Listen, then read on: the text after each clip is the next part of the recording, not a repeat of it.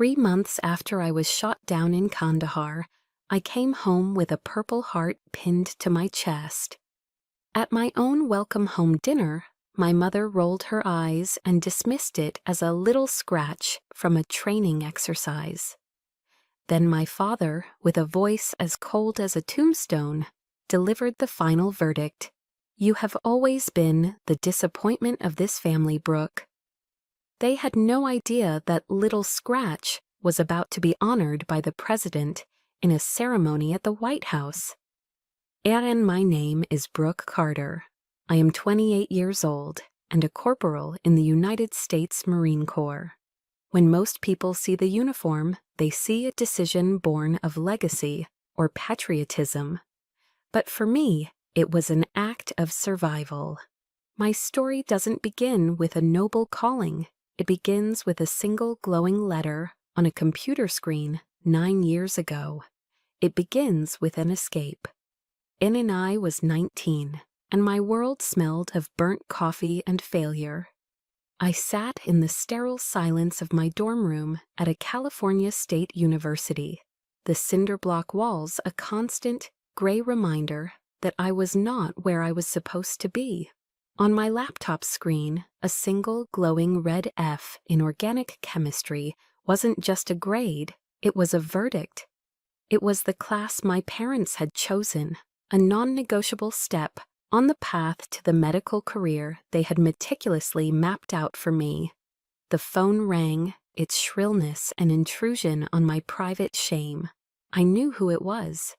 In my mother's voice wasn't angry, it was worse. It was the weary, calculated tone of a CEO assessing a portfolio of losing stocks. "Gabe Brooke," she began, the sigh preceding her words. We invested so much. The science camps, the private tutors. I just don't understand why you can't apply yourself. Your brother Trevor, he never put us through this kind of public disappointment." She didn't ask if I was okay. She didn't ask what was wrong.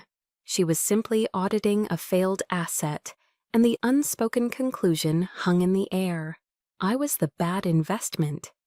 The feeling of being trapped, of suffocating in a life that felt like a costume, tightened its grip around my chest. I was a Carter, and in our world, Carters didn't fail. They went to Yale or Stanford. They didn't get Fs at a state school. And the next day, I wandered aimlessly across campus, a ghost in a sea of students who all seemed to be striding toward a future. That's when I saw it. A small, unassuming fold-out table with a banner that read, U.S. Marine Corps, the few, the proud. Behind it sat a woman whose presence was anything but unassuming. Gunnery Sergeant Rivera was a Hispanic woman with a ramrod-straight posture and a steady gaze that seemed to see right through my carefully constructed facade. She wasn't selling glory or spouting patriotic cliches. She was talking about something I'd never had: purpose. Hence to wine. "We're not looking for the 4.0 students," she said to a small group, but her eyes, for a brief electric moment, met mine. "We're looking for the ones who don't quit when that F shows up on the screen. We don't need you to be perfect. We need you to be resilient." And resilient. The word hit me like a physical force. For the first time in my 19 years, I felt seen, not as a daughter who had failed, not as a student with a poor GPA, but as someone whose grit, the only thing I truly owned, might actually be a valuable currency. It wasn't a promise of an easy life, it was a challenge. And it was a challenge I was suddenly, desperately hungry to accept. And that Sunday, I announced my decision over dinner. The scene was a perfect portrait of my family's world in their Beverly Hills home. My mother, Eleanor, slicing a perfectly pink roast beef. My father, Dr. Edward Carter, decanting an expensive Cabernet Sauvignon. My words, "I'm enlisting in the Marine Corps," fell into the room and shattered the crystal-clear tranquility. The gentle clinking of silverware stopped. A heavy, suffocating silence descended, punctuated only by the solemn ticking of the antique grandfather clock in the hall. A clock that measured time in generations of academic achievement. And my father carefully placed his silver fork on his plate. He dabbed his lips with a starched linen napkin, his movements slow and deliberate, a performance of intellectual superiority. He did not look at me. He looked at my mother, his voice as calm and cutting as a surgeon's scalpel. "Eleanor, you see, this is what happens when we are too lenient. The military, it's the last refuge for those with no other options." The words were a calculated assassination of my newfound hope. But Trevor's reaction was the final twisting of the knife. He let out a short, barking laugh, a sound of pure, unadulterated contempt. "That's rich. My little sister is going to play G.I. Jane. Just try not to get your uniform dirty, Brooke." In their eyes, I wasn't choosing a path of service. I was choosing shame. I wasn't reaching for a purpose. I was admitting defeat. 2 weeks later, I sat in a recruitment office, the pen heavy in my hand. With each deliberate letter of my signature, I wasn't just enlisting in the Marine Corps. I was severing the invisible, suffocating strings they had used to control me my entire life. They thought I was running away from failure, but they didn't know I was running toward the only purpose that had ever felt real. And I understood, with a clarity that was both terrifying and liberating, that I would have to walk that path alone. And the purpose I was running toward wasn't born in that sterile recruitment office. It had taken root years earlier, on quiet Saturday afternoons. These were hours spent in the one place in my family's world where I felt I could breathe, my grandfather's garage. It was a chaotic, beautiful mess, a sanctuary that smelled of sawdust, machine oil, and old, honorable secrets. To my parents, he was a quiet carpenter, a retired Marine who didn't quite fit into their polished, intellectual circle. He was a relic from a different, less refined world. But to me, he was an oracle. And he never spoke of the medals I knew he kept in a locked footlocker under his workbench. His pride wasn't in what he had been given, but in what he had done. He'd let me sit on an old wooden stool, the scent of fresh-cut pine in the air, while he showed me his real trophy, a faded olive-drab canvas medic bag from his service in Vietnam. Its buckles were worn smooth, its fabric frayed from use. He'd point to a dark, rust-colored stain on one of the gauze pockets, his voice a low, gravelly rumble that seemed to come from the earth itself. "In that right there," he'd say, his calloused finger gently tracing the edge of the stain. "That's from Corporal Johnson. Took a piece of shrapnel to the chest near Khe Sanh. Held his heart in my hands for 20 minutes, keeping it beating until the dust-off chopper arrived." He'd look at me then, his eyes the color of a faded blue sky, clear and steady. "Saving a life, Brooke," he'd say, the words landing with a profound gravity. "It has a weight to it, a weight no diploma on a wall can ever match." That was the legacy I wanted to inherit, his, not theirs. In his garage was the absolute antithesis of my parents' living room, a pristine, silent space where I always felt more like a visitor on a museum tour than a daughter. The centerpiece of that room, the altar at which my family worshipped, was the grand fireplace. The wall above it was what my mother proudly called the Carter Legacy. It was a shrine to academic and financial success.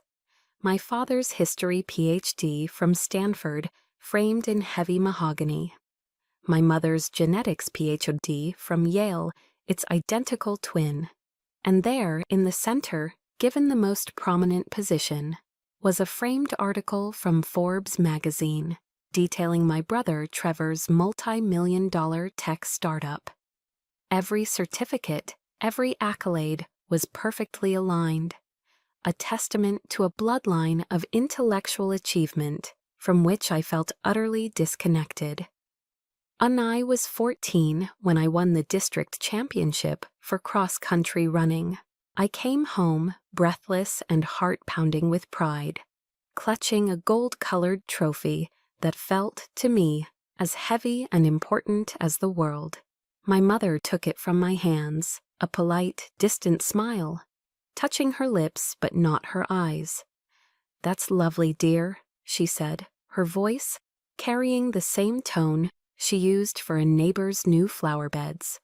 She then walked over to the towering built-in bookshelf and placed my trophy on the highest shelf, tucking it partially behind a small abstract bronze sculpture. It was never moved. It was never mentioned again.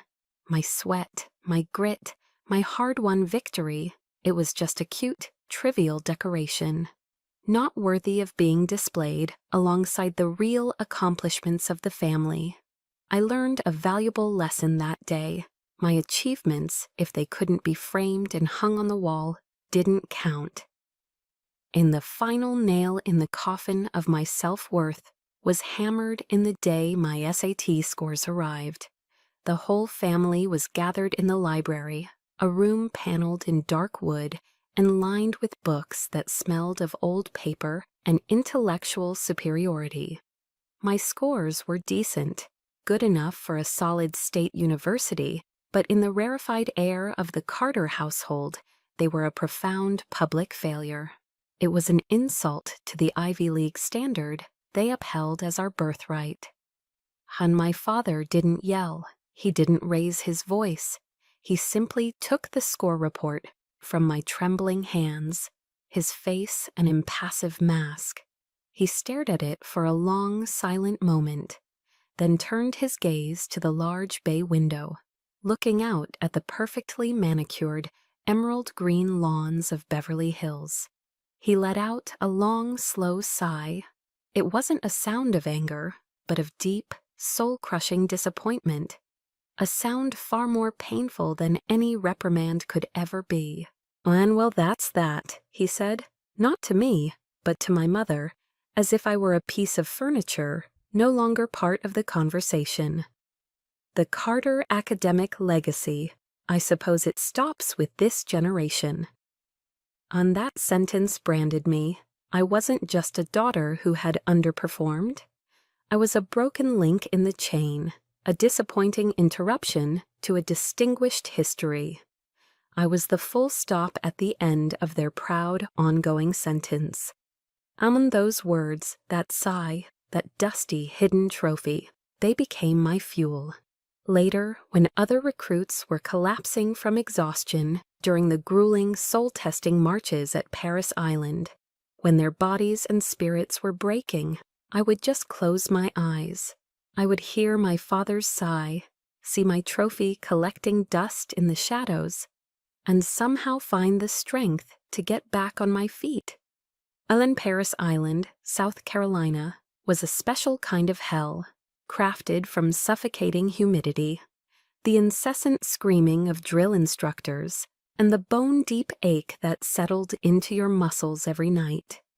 It was designed to break you down, to strip away the civilian you were, and forge a Marine from the raw, quivering material left behind. For me, it was a crucible in every sense of the word. The physical pain was immense, but it was clean. It was honest. It was a currency I understood, unlike the passive-aggressive warfare of my family's dinner table. Cindy remember one particular moment during the final phase of recruit training, an event aptly named the Crucible. It was a 54-hour field exercise designed to test every limit you had. We were exhausted, sleep-deprived, and running on fumes. During an obstacle course, my foot slipped on a wet log and I plunged into a pit of cold, thick mud. It came up to my chest, its greedy suction pulling me down. I struggled, but my muscles screamed in protest. For a fleeting second, I thought about giving up. The mud was strangely peaceful, a quiet place to just stop fighting. And then I saw her. Gunnery Sergeant Rivera stood on the edge of the pit, her hands on her hips, her face a mask of stone. She didn't offer a hand. She didn't offer a word of encouragement.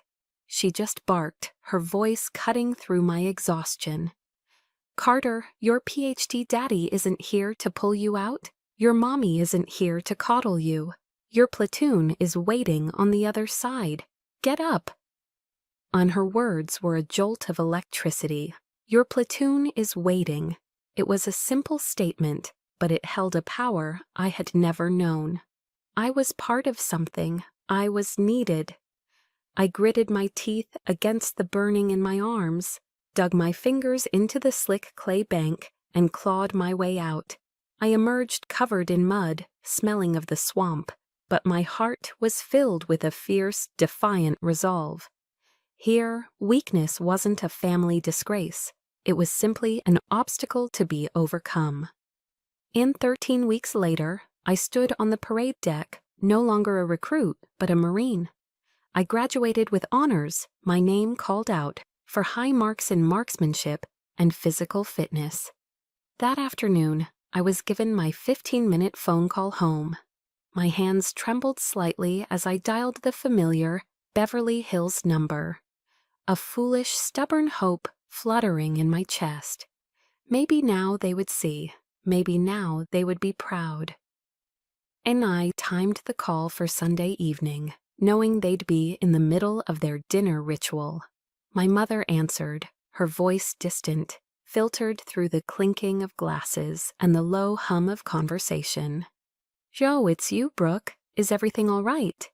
Your father and Trevor are just discussing the prospectus for the upcoming IPO Jatorni. And everything's great, Mom," I said, my voice too loud, too eager. "Yeah, I graduated today, with honors. I was at the top of my platoon in IA." And she cut me off, not unkindly, but with the casual disinterest of someone swatting away a fly. That's nice, dear. That's very good. Listen, I have to go. The dessert is being served. You take care of yourself now." The line went dead. The call had lasted less than 2 minutes.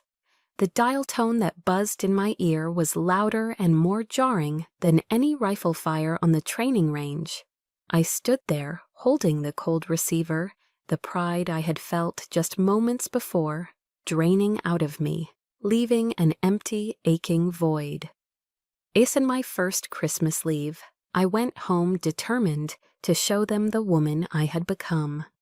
I wore my Marine Corps dress blues, the midnight blue jacket and crisp white cap, a symbol of everything I had endured and accomplished. I thought naively that the uniform itself would command a sliver of respect. I was wrong. In I walked into the living room where a towering, professionally decorated Christmas tree glittered with lights. Trevor looked up from his phone, a smirk instantly spreading across his face. He looked me up and down, then let out a condescending chuckle. Well, look what the cat dragged in. Are you auditioning for a part in a movie, Brooke? When does this whole Halloween dress-up thing end?" And my mother rushed over, her face a mask of practiced distress.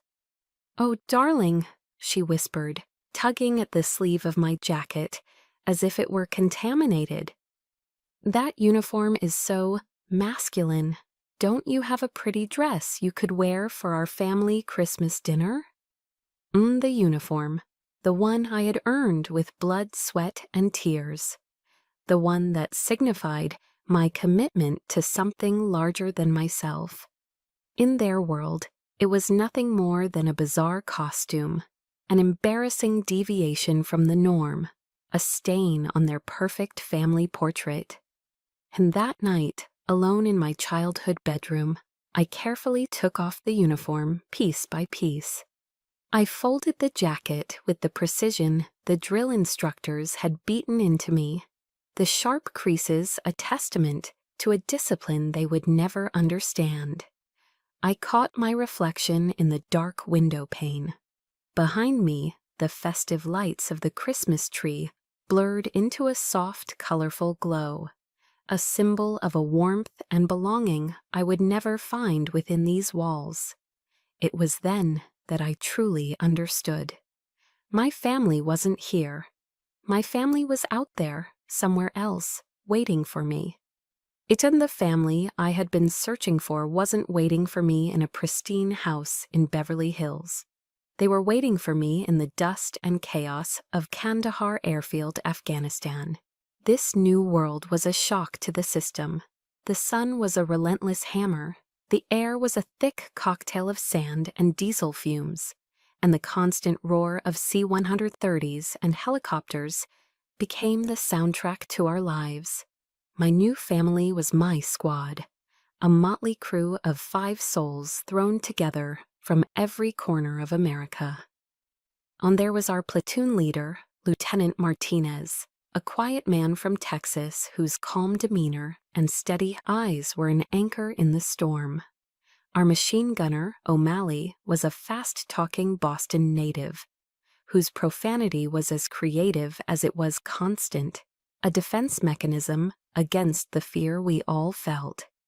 And then there was Lance, a farm boy from Iowa, barely 20, who wrote to his mom every single day without fail. They were my brothers, and I, their corpsman, Doc Carter. In the first night, the distant crackle of gunfire echoed across the perimeter. A cold knot of fear tightened in my stomach. I was trying to hide my trembling hands when Lance sat down next to me on my cot. He didn't say a word. He just pushed a slightly melted Hershey's chocolate bar into my hand. "My mom sent it," he mumbled, looking at the floor. "She says chocolate makes everything a little better." It was a simple, clumsy gesture, but in that moment, under the dim light of a single bulb, it felt more profound than any conversation I'd ever had with my own family. I had found my people. Aiken Mail Call was the emotional epicenter of our deployment. It was a weekly ritual of hope and, for me, a recurring lesson in disappointment. We'd gather around as the mail clerk called out names. O'Malley would get care packages filled with cookies from his wife that he'd grudgingly share. Lance's face would light up as he received long, multi-page letters from his mother. Lieutenant Martinez would get crayon drawings from his 5-year-old daughter, which he'd tape to the inside of his helmet. And then there was me. Week after week, I'd watch, a knot of hope tightening in my chest, only to hear the clerk call the last name and turn away. My slot in the mail container remained empty. At first, I made excuses for them. They were busy. The international mail system was slow, but after 2 months of crushing silence, the truth settled in like a cold, heavy stone. I was forgotten. One afternoon, Martinez saw me staring at the empty mail bin long after everyone else had left. He walked over, not with pity, but with a quiet understanding. He clapped a hand on my shoulder. "Carter," he said softly, "letters from home are a luxury. The person standing next to you, that's a necessity." He tore his own peanut butter and jelly sandwich in half and handed me a piece. It was squashed and warm from the sun, but it tasted better than any 5-star roast beef I'd ever had at home. The reality of our purpose here hit us a month later. Our convoy was on patrol when the world exploded. An IED ripped through the lead Humvee, flipping it onto its side in a ball of fire and black smoke. It was O'Malley's vehicle. My training kicked in, a cold, clear wave washing over the panic. All I could hear was my grandfather's voice, "Saving a life, Brooke. It has a weight to it." I ran toward the burning wreck while others were still taking cover. O'Malley was trapped inside, his leg impaled by a jagged piece of shrapnel, blood pulsing from the wound. As enemy fire started peppering the ground around us, I dragged him out, applied a tourniquet, and worked to stop the bleeding, shielding his body with my own, until the medevac chopper's blades roared overhead. And a few weeks later, under the unforgiving Afghan sun, the entire platoon stood at attention. Lieutenant Martinez stood before me, his face serious. He pinned a Navy and Marine Corps Commendation Medal to my chest. His voice was steady and clear for all to hear. "Here, we don't care where you came from or who your father is. We care about what you do when it matters." He looked me straight in the eye. "And what you did, Doc, was save one of our own. You saved our brother." For the first time, a medal on my chest felt heavy. It had meaning, it had weight. On that night, I used my satellite phone time to call home, my heart soaring with a pride I couldn't contain. My mother answered, her voice tinny and distant, nearly drowned out by the sound of music and laughter. "A party?" I asked. "And a charity gala, dear," she said. "For the museum." Ian and I told her about the medal, about O'Malley, my voice rushing to get the words out. "Oh," she said, her tone flat. That's wonderful, sweetie. By the way, I have fabulous news. Trevor just made junior partner at his firm. We are all just bursting with pride." The line crackled. "I have to run, darling. They're starting the auction." The line went dead. The long, empty buzz that followed was more deafening than the explosion that had earned me the medal.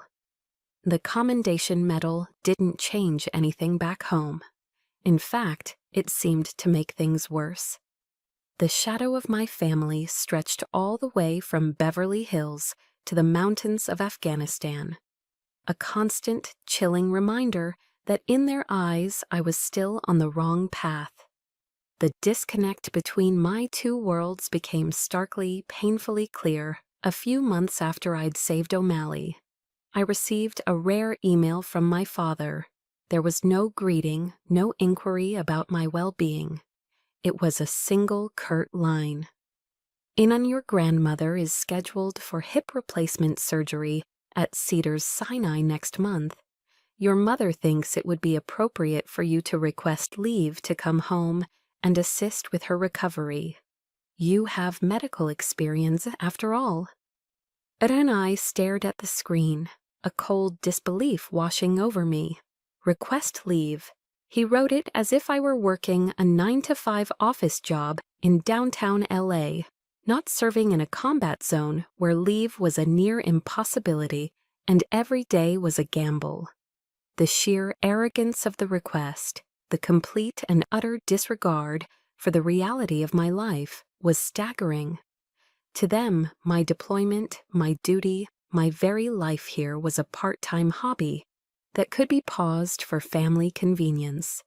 I replied with a brief professional email explaining that taking leave was not an option. He never wrote back. The silence was his judgment. Isn't the final proof of their detachment arrived during my second Christmas in country? A package arrived with my name on it, bearing my mother's elegant handwriting. A flicker of hope, a foolish, stubborn thing ignited within me.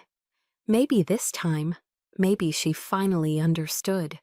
My whole squad gathered around as I tore it open, their curiosity a warm, welcome presence. They were more excited than I was.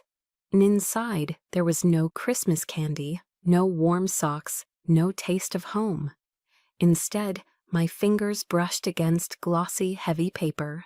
It was a thick, pristine course catalog for the Keck School of Medicine at USC. Tucked inside was a full set of application forms, my name and personal details already neatly typed into the required fields. A small, cream-colored note card was clipped to the front. On it, my mother had written, "Brooke, It's time to start thinking seriously about your real future. This little adventure of yours can't last forever. And the air went out of the room. O'Malley, who was looking over my shoulder, let out a low whistle, followed by a sharp curse. "Are you kidding me? They think you're at summer camp?" The rest of the squad fell silent, an awkward, protective quiet.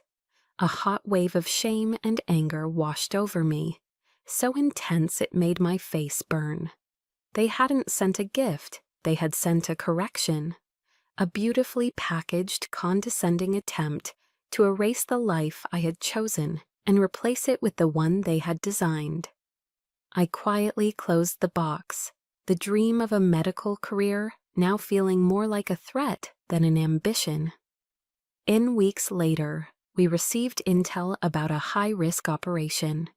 It was a mission deep in hostile territory, and the tension on the base was palpable. The night before we were set to leave, I felt a deep, primal need to hear a familiar voice, a foolish search for some small comfort. I used the satellite phone to call home. I kept my message intentionally vague. "Hi, it's me. I'm just calling to say I'll be out of communication for a few days for a work thing. I'll call again when I can." My father answered. The line was silent for a long moment after I finished speaking. Then he spoke, his voice devoid of any warmth, carrying the cold, analytical tone of a historian delivering a lecture. "Brooke," he said, his words precise and measured. "Remember this. Soldiers are rewarded for following orders, not for acts of misplaced heroism. Don't try to be something you're not. Keep your head down, fulfill the terms of your contract, and then you can come home and begin a real life." It wasn't advice. It wasn't a father's worried plea for his daughter's safety. It was a command. Be mediocre. Be invisible. Do nothing that might bring further embarrassment upon this family. He was telling me to survive not for my own sake, but for theirs, to avoid the inconvenience my death might cause them. I hung up the phone, my hand trembling not from fear of the coming mission, but from a cold, profound rage. His words, "Don't be a hero," echoed in my mind, a toxic mantra. But just then, Lieutenant Martinez ducked into the tent, his face grim, holding a tactical map. He began to brief us on the hostage rescue mission, his voice a low, steady current of resolve. As I looked at the coordinates, at the red circles marking enemy positions, I knew one thing for certain. Keeping my head down was not an option, and my real life was about to begin. And we were flying low and fast over the jagged peaks of Kunar Province, the blades of the Black Hawk chopping through the cold, thin night air. Inside there was no conversation, only the hum of the engines and the quiet, focused ritual of checking gear. My team, a Special Operations Support Unit, was on a mission to rescue civilian aid workers held hostage in a remote mountain village. This was the razor's edge. This was what all the training was for. And then, in an instant, the world ended. A deafening explosion ripped through the belly of the helicopter. The floor beneath me buckled. A flash of orange light seared my vision, followed by the terrifying high-pitched scream of tearing metal. We were thrown against the fuselage as the Black Hawk entered a violent, uncontrolled spin. I heard shouts, a prayer, then only the roar of the wind and the sickening lurch in my stomach as we plummeted toward the ground. The impact was a physical obliteration of the senses. Darkness, a wave of agony, the taste of blood and jet fuel. And when consciousness clawed its way back, it came with a single, sharp point of focus. A white-hot, searing pain in my left leg. I looked down, my helmet light cutting a frantic beam through the dust-filled wreckage. A piece of the fuselage, a jagged shard of metal, was buried deep in my calf. All around me, the air was filled with the low, desperate moans of my teammates. We were down, we were alive, and we were surrounded. Then my father's voice, a cold whisper from another universe. Don't try to be something you're not. Keep your head down. The thought vanished as quickly as it came, obliterated by a new sound. Lance, the farm boy from Iowa, was choking, a wet, gurgling sound. My training slammed into place, a cold, hard shield against the panic and pain. I fumbled in my medic bag, my fingers clumsy. I found a syringe of morphine, ripped off the cap with my teeth, and plunged it into my own thigh. The pain receded to a dull, manageable roar. Now I could work. On I crawled toward Lance, dragging my useless leg behind me. Every movement sent a fresh wave of fire up my spine. His eyes were wide with panic, a sucking chest wound. "Easy, buddy, easy," I whispered, my voice a strained rasp. "I got you." I worked quickly, my hands moving with a life of their own, applying an occlusive dressing to seal the wound. He started breathing easier. One down. And next was Martinez. Our lieutenant was slumped against a piece of wreckage, his arm bent at an unnatural angle. Compound fracture. He was losing blood fast. "Talk to me, sir," I said, my hands already finding a vein, prepping an IV line. In the pitch-black darkness of the ruined helicopter, illuminated only by the faint, flickering beam of my headlamp, I started a transfusion. I splinted his arm, my mind a blur of procedures and checklists. And for the next 48 hours, that wreckage was my world. I was the only one mobile. I was the only one who could fight. The line between corpsman and rifleman evaporated. I was both. I scuttled from one wounded man to the next, a frantic, crab-like crawl through the debris.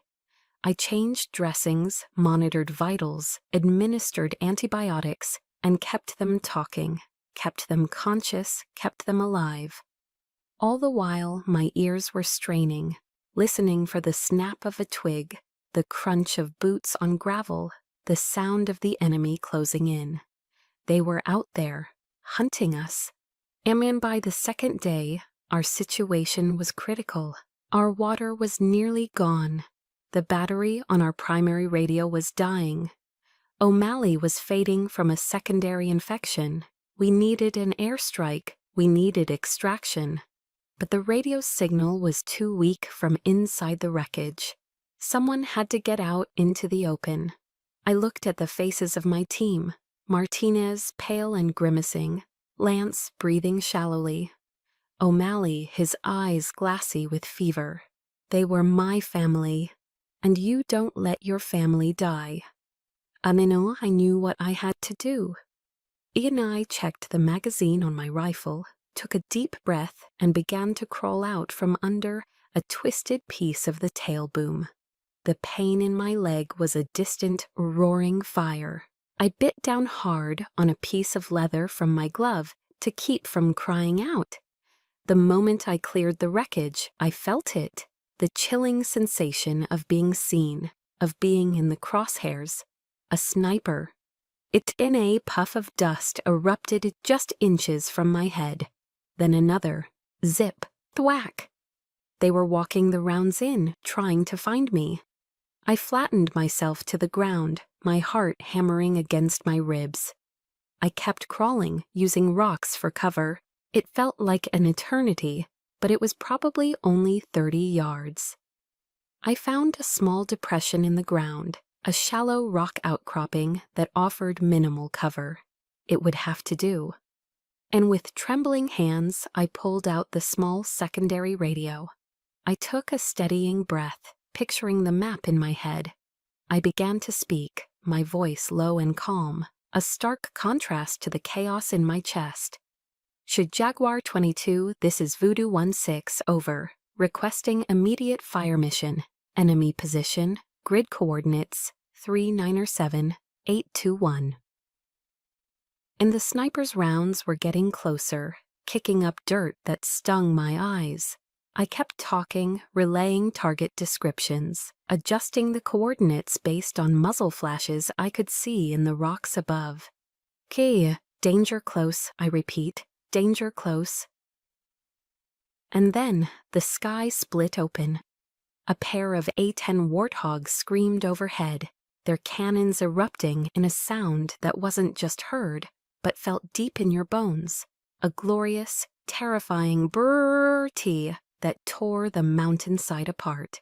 The enemy positions vanished in a cascade of fire and smoke. Silence followed, a profound, ringing silence. Ike and I lay there in the dirt, completely spent, the radio still clutched in my hand.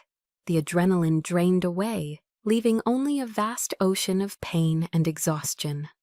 I looked up at the impossible, brilliant tapestry of the Afghan night sky, more stars than I had ever seen, and I started to cry, not from fear or pain. It was a strange, overwhelming sense of release. I had done the one thing my father had commanded me never to do. I had been a hero, and in that moment, covered in dirt and my own blood, I had never felt more real. And when the rescue team finally reached us, the last thing I saw before I blacked out was Martinez's face, leaning over me. He didn't speak, he just gave a short, sharp nod, a nod of respect. A nod that was worth more than every hollow compliment I had ever craved from my family. It was recognition, and as I drifted into darkness, I knew that was all I ever needed. When I woke up in a pristine white hospital bed in Landstuhl, Germany, my first foolish thought was of home. The first call I made was to my parents, with the stupid, stubborn hope that this time things would be different. And I woke up in the sterile white world of the Landstuhl Regional Medical Center in Germany. The beeping of monitors the only sound in the room. The first few days were a blur of pain medication, surgeries to remove the shrapnel, and the quiet, efficient care of the army nurses. But through the haze, one thought remained stubbornly clear. I had survived. My team had survived. And that foolish, stubborn hope, it was flickering back to life. Maybe this brush with death, would be the thing to finally break through their armor. So when I was stable enough, they let me make a call. My hands were shaking as I dialed, my heart pounding a nervous rhythm against my ribs.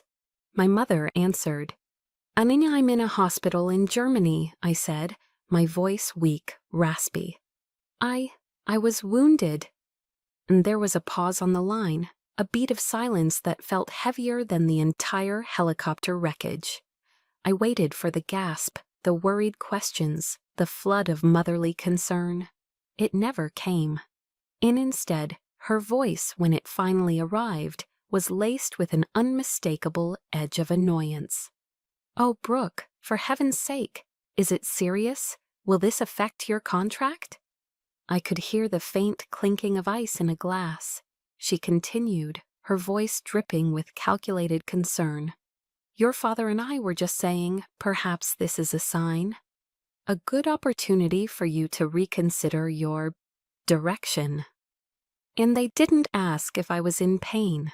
They didn't ask what happened. My wound, the piece of metal that had torn through my flesh, wasn't a trauma to them.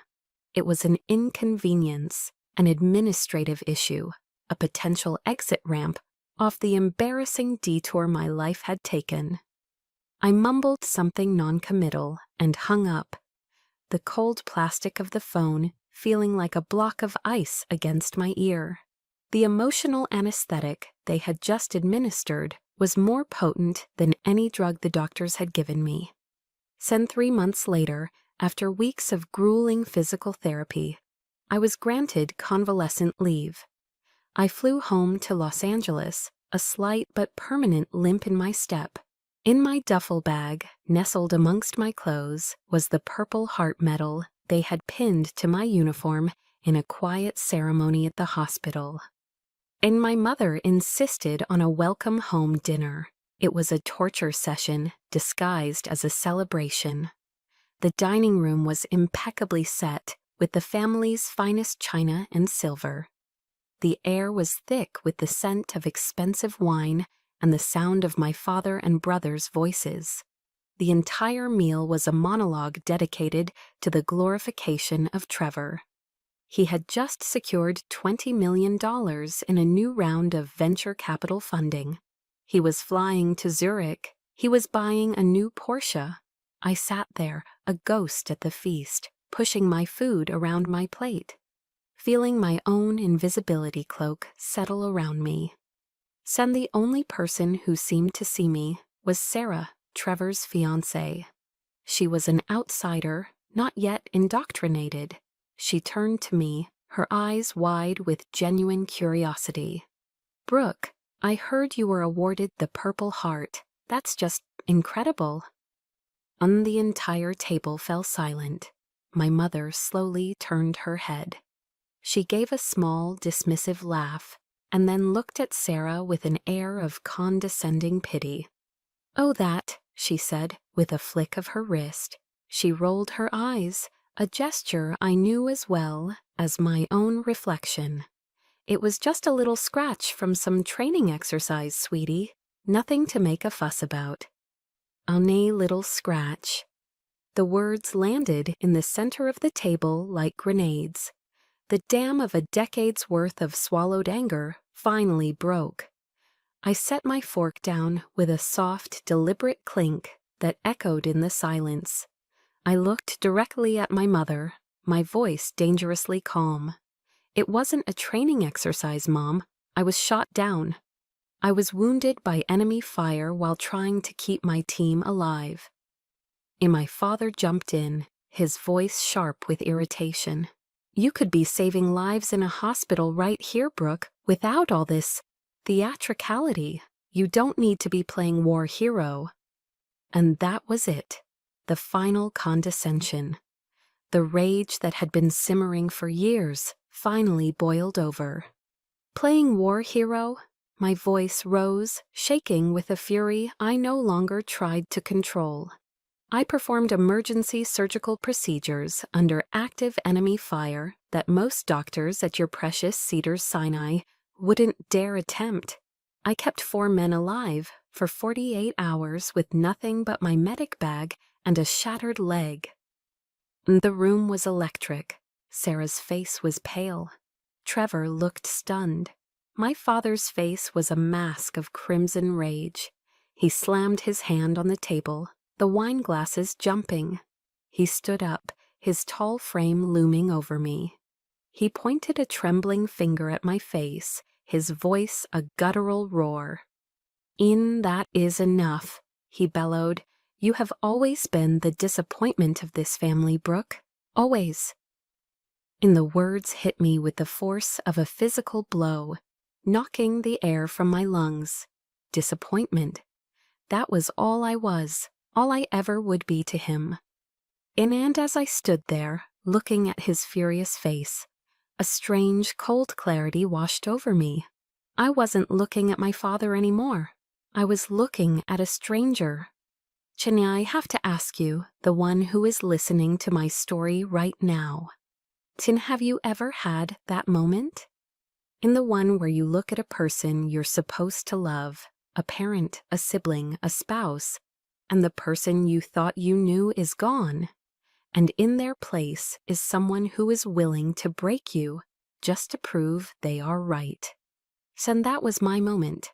The moment the person I had spent my life trying to please simply ceased to exist.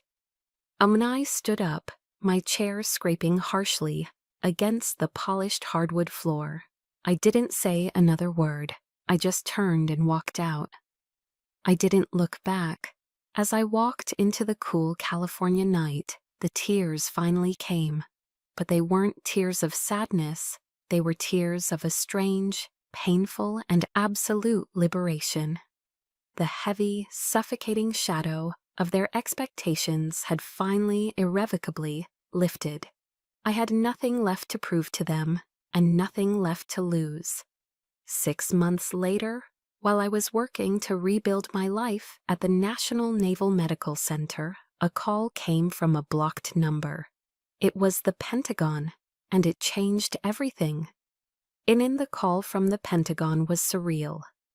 A calm, bureaucratic voice on the other end of the line informed me that due to the declassification of certain operational details, my actions had been reviewed. I was to be awarded the Navy Cross for Extraordinary Heroism. The ceremony, the voice continued, would be held at the White House. The medal would be presented by the President of the United States. Isenai sent a formal, engraved invitation to my family. I did it not out of any lingering hope for their approval, but out of a cold, final sense of duty. It was a test. My mother's response over the phone was exactly the passing grade of indifference I had expected. The White House? Oh my. Well, I'll have to check my calendar. Your father is terribly busy this month, and Trevor is supposed to be in London for business. Her tone was that of someone being asked to attend a tedious school play. Eventually, after a dramatic pause, meant to convey the magnitude of her sacrifice, she confirmed they would attend. They never once asked why I was receiving a medal that would be presented by the president. To them, it was just another social engagement, and a rather inconvenient one at that. And on the day of the ceremony, I stood tall in my dress blues, the crisp fabric of familiar armor against the world. The East Room of the White House was dazzling, a grand chamber steeped in gold drapery, shimmering chandeliers, and the hushed, reverent air of history. I spotted my family near the back, a small, awkward island in a sea of decorated military officers and government officials. They looked utterly out of place, their expensive civilian clothes somehow looking cheap and flimsy next to the uniforms. My mother fidgeted with her pearl necklace, her eyes darting around the room as if looking for someone more important to talk to. Trevor, ever the tech mogul, was staring down at his phone, scrolling endlessly. And my father, my brilliant, accomplished father, kept glancing at his Patek Philippe watch, a gesture of profound boredom. And then a military aide's voice cut through the silence. "Corporal Brooke Carter?" Amit and I walked to the stage, my limp barely noticeable, my back ramrod straight. A 4-star Marine general, a man whose face looked like it was carved from granite, stepped to the podium. His voice was deep and resonant, filling every corner of the grand room as he began to read the citation.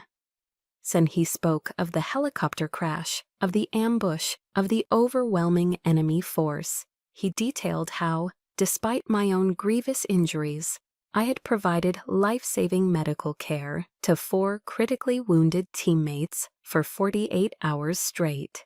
My family's reaction, which I observed from the corner of my eye, was a slow-motion study in dawning horror.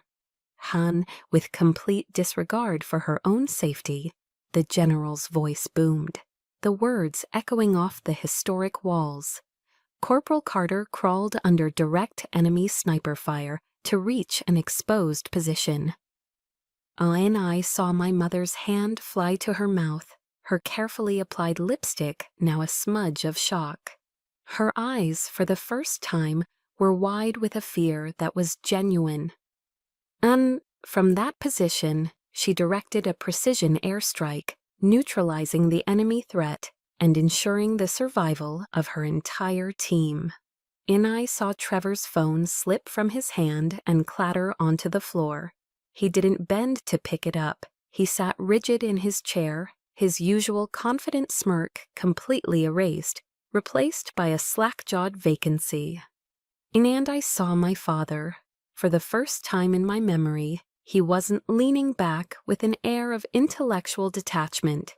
He was sitting bolt upright, his back as straight as any Marine's on that parade deck.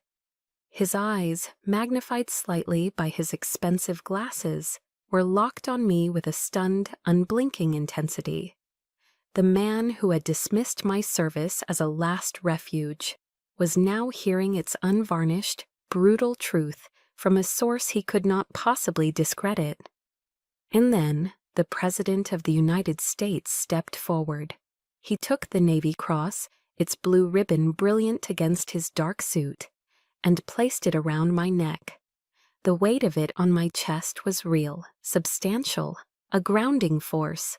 He shook my hand firmly, but then he leaned in, his public smile unwavering, his voice low and for my ears alone.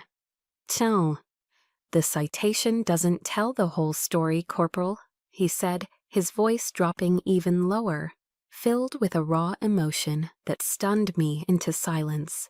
"The intelligence you provided during that firefight, the coordinates you called in, it led to a secondary operation, an operation that rescued not only the original hostages, but 24 other civilians from a separate compound.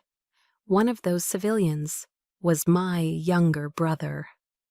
Alnai stared at him, my mind reeling, the roar of the room fading to a distant hum. The President stepped back to the podium, his public persona firmly back in place. His voice now carried a different weight, a personal authority that commanded absolute silence. "What Corporal Carter did," he said, his gaze sweeping the room before landing on me, "was not only save her team, she prevented 3 separate, planned terrorist attacks on American soil. Corporal Brooke Carter," he declared, his voice ringing with conviction, "you saved more American lives than any of us will ever fully know." And he looked at me and nodded. The room erupted in a thunderous, sustained standing ovation. As I stood there, bathed in the flash of cameras and the roar of applause, the truth didn't just come to light. It detonated, shattering the carefully constructed reality my family had lived in for years. Later, at the formal reception, I was surrounded. Generals shook my hand. Senators clapped me on the back. A woman I didn't know, her face streaked with tears, hugged me and whispered that because of me, her 5-year-old daughter still had a mother. And across the room I saw them, my family. They were huddled in a corner, looking small, lost, and utterly defeated. For the first time in my life, they were the ones who didn't belong. For the first time, it was not I, but they, who were the outsiders. And I knew with a certainty that was as cold and hard as the metal hanging on my chest, that the real confrontation had only just begun. The thunderous applause eventually faded, but the aftershock of the ceremony lingered in the air. At the reception, I felt a strange sense of calm. The weight of needing their approval had been lifted, and in its place was a quiet, unshakable certainty. I was no longer the one on the outside looking in. They were. And eventually, they navigated the crowded room and approached me, a trinity of discomfort. My father, the great Dr. Edward Carter, a man who could command a lecture hall of hundreds, couldn't meet my gaze. My mother, her face a pale mask of regret, wrung her hands. Trevor looked like a lost child. And Brooke, my mother began, her voice a reedy whisper. We had no idea. And I looked at her, at the woman whose validation I had craved for so long. My voice, when I spoke, was steady and devoid of accusation. It was simply a statement of fact. "You never asked." And the 3 words hung in the air between us, more powerful than any shouting match could ever be. They contained a decade of unanswered questions, of overlooked achievements, of profound, willful ignorance. Trevor, my arrogant, dismissive older brother, looked at me with a new, desperate confusion. Is it all true, what they said?" Even before I could answer, A solid, reassuring presence appeared by my side. It was Lieutenant, now Major, Martinez. He had been one of the few special guests I had invited personally. He placed a hand on my shoulder, a gesture of unwavering solidarity. He didn't look at me, he looked directly at Trevor, his eyes hard as flint. "Every single word is true," he said, his voice low and firm. "I was there. I watched your sister crawl through hell to save my life and the lives of my men." He paused, letting the weight of his words sink in. "She is the finest Marine I have ever had the honor of serving with." And my family stared, speechless. The truth delivered by a man who embodied the very honor they had never understood was undeniable. They had no response. On that night, back in my quiet hotel room in D.C., the apologies began. The first call was from Trevor. The condescending, mocking tone I had known my entire life was gone, replaced by a strained, choked voice. "Brooke, I am so sorry," he stammered. "I've been an arrogant ass. I had no idea. I never understood." It was the first honest thing he had ever said to me. On a few minutes later, my mother called, her words punctuated by racking sobs. She was sorry, so deeply sorry, so ashamed.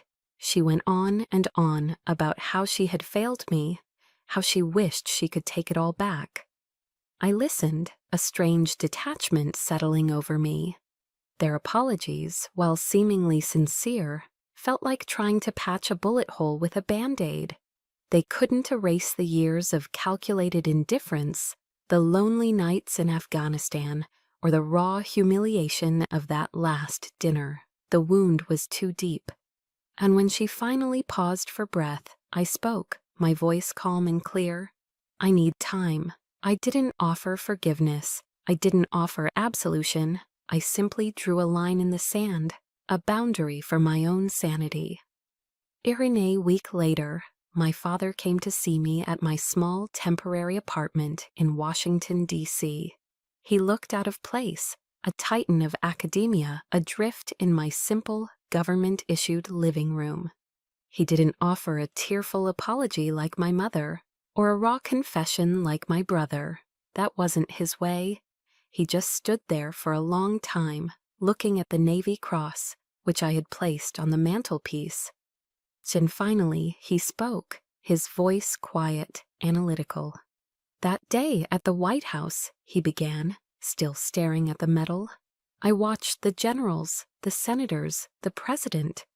I saw the way they looked at you." He turned to face me, and his eyes held a strange mixture of awe and defeat. "They looked at you with respect, a deep, earned respect." He shook his head slowly. "I've been in academia for 40 years. I've published a dozen books. I have never, not once, commanded that kind of respect." It was the only way he knew how to say it. It wasn't an apology for a lack of love, but a concession of status. He was acknowledging that my currency, courage, honor, sacrifice, was in this new world worth more than his. In that moment, I realized something profound. His respect, which I had once so desperately coveted, no longer mattered. I didn't need his love or his approval to know my own value. I had earned my own. And they had started to change, it was true. Their world had been shaken, their certainties shattered. But as I stood there in the quiet of my apartment, I was left with a question that had no easy answer. Could a relationship, rebuilt from the ashes of regret and shame, ever be truly whole? And more importantly, after everything I had been through, after everything I had become, did I even need it to be? That question followed me as I began to walk into the first chapter of my new life. In my new life is quiet. It unfolds not under the harsh sun of Afghanistan, but under the thoughtful, fluorescent lights of a classroom at the Walter Reed National Military Medical Center. Today, I am an instructor, I train the next generation of Navy corpsmen and Army combat medics. My students are young, eager, and terrified, just as I once was. But I don't teach them from a textbook. I teach them from my scars. The slight, permanent limp in my walk is a constant lesson in the cost of survival. Anne and I stand before them, not as a hero, but as a testament. A medal on your chest doesn't make you a medic, I tell them, my voice steady. What makes you a medic is the willingness to run toward the sound of the wounded when everyone else is running away. In their eyes, I don't see the judgment I once knew. I see respect. Here, I am not the disappointment of the Carter family. I am Corporal Carter, a survivor. My legacy isn't written in a Forbes article. It's written in the lives I saved, and now in the lives I am preparing to save others. This is a weight I am proud to carry. My family, in their own way, has been trying to understand that weight. The change hasn't been miraculous, but it has been real. Trevor, in a move that shocked me most, began volunteering his weekends at a legal aid clinic for veterans. He calls me sometimes, asking questions, trying to comprehend the world he so casually dismissed. My mother sends care packages, filled not with medical school catalogs, but with thick wool socks, good coffee, and books she thinks I'll enjoy. During a recent visit home, I saw that she had cleared a prominent space on the living room bookshelf, right where my lonely trophy once collected dust. In its place now stood a glass display case. Inside, my Navy Cross and Purple Heart lay on a bed of dark blue velvet. Beside them was a single faded photograph of my team in Kandahar, smiling and covered in dust. My mother saw me looking at it. "I should have honored your service long ago," she said softly, her voice thick with an emotion I wasn't used to hearing from her. "I'm just trying to make up for lost time." And I accepted these gestures, these fragile olive branches, but with a quiet, protective distance. A wound can heal, but the scar tissue remains, a permanent reminder of the injury. And we even went to family therapy, a step I took with deep reluctance. It was there, in the sterile quiet of a therapist's office, that the final truth came out. My mother, through tears, confessed her terror of receiving a knock on the door from two Marines in dress uniform. My father, in his analytical way, admitted his fear that I would end up like my grandfather, a man he respected, but also pitied for the quiet, invisible wounds he carried home from his war. Some their fear had manifested as anger and disappointment. Their desire to protect me had twisted into a need to control me. I understood it on an intellectual level, but understanding is not the same as absolution. Their fear didn't excuse the pain they had caused. In looking at them in that room, stripped of their academic and financial armor, looking simply like two aging, regretful parents, I had a final, profound realization. The presidential ceremony, the medals, the public vindication, they hadn't been the moment of my liberation. I had freed myself long before that. And I freed myself in the mud of Paris Island when I chose to stand up on my own. I freed myself under fire in Afghanistan when I chose to run toward my brother in arms. And I freed myself in their dining room when I finally chose my own truth over their approval. My value was never theirs to give. It was always there, inside me, forged in hardship, waiting for me to be the one to finally recognize it. And my journey was never about winning their acceptance. It was about finding my own. And now, when I look to the future, I no longer see their shadow looming over me. I see a clear and open road. I see the sunrise. And thank you for walking this path with me. My story is one of finding my own sunrise, And I know so many of you have had to find yours too. Your journey, your resilience, deserves to be honored. Can if my story resonated with you, please share your own moment of finding strength in the comments below. Your experience could be the light someone else needs to see. And to help us share more stories that matter, please like this video, share it with someone who needs to hear it, and subscribe to our channel. Your support makes all the difference. Chuckian Hanan.